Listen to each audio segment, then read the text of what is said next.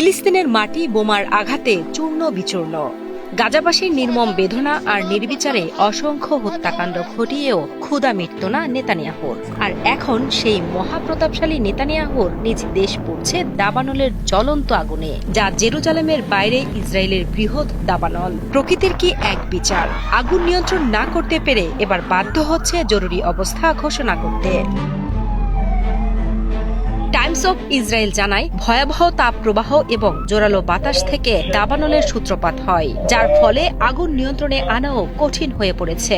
ভয়াবহ এই আগুন নিয়ন্ত্রণ করতে নেতানিয়াহু তার প্রাণপণ চেষ্টা চালিয়ে যাচ্ছেন, কিন্তু কোনো কিছুতেই কোনো সুবিধা করতে পারছেন না তারা। দাও দাও করে জ্বালা এই আগুন জেরুজালেম থেকে 15 মাইল পশ্চিমে অবস্থিত নেভে শালম শহরের আশেপাশে বিভিন্ন স্থানে।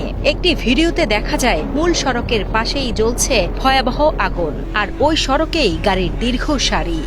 ভয়াবহ এই দাবানল মোকাবেলায় সাহায্যের জন্য ব্রিটেন, ফ্রান্স, চেক প্রজাতন্ত্র, সুইডেন, আর্জেন্টিনা, স্পেন, উত্তর মেসিডোনিয়া এবং আজারবাইজানের পররাষ্ট্রমন্ত্রীদের প্রতি আহ্বান জানান ইসরায়েলি প্রশাসন। দেশটির প্রতিরক্ষা মন্ত্রণালয় এক বিবৃতিতে জানিয়েছে, উপপ্রধানমন্ত্রী এবং প্রতিরক্ষা মন্ত্রী ইভান আনুশিচের নির্দেশে ক্রোয়েশিয়ান বিমান বাহিনীর একটি কানাডার CL-415 বিমান পাঠানো হবে, যার মধ্যে ক্রোয়েশিয়ান সশস্ত্র বাহিনীর মোট 11 জন সদস্য রয়েছেন। স্পেনিশ, ফরাসি এবং ইউক্রেনীয় পররাষ্ট্রমন্ত্রীরা ঘোষণা করেছেন যে তারাও এই প্রচেষ্টায় সহায়তার জন্য বিমান পাঠাবেন।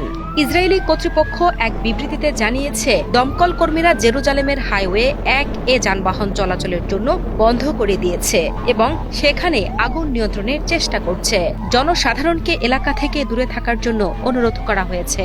এই দাবানল নিয়ন্ত্রণের জন্য 119 জন দমকল কর্মী, 10টি দমকল কর্মী বিমান এবং একটি হেলিকপ্টার নিয়োজিত আছে। তাছাড়া আগুন নিয়ন্ত্রণে ও পর্যবেক্ষণে সহায়তা করার জন্য ইসরায়েলি বিমান বাহিনী এবং ইউনিট 669 প্রস্তুত রয়েছে।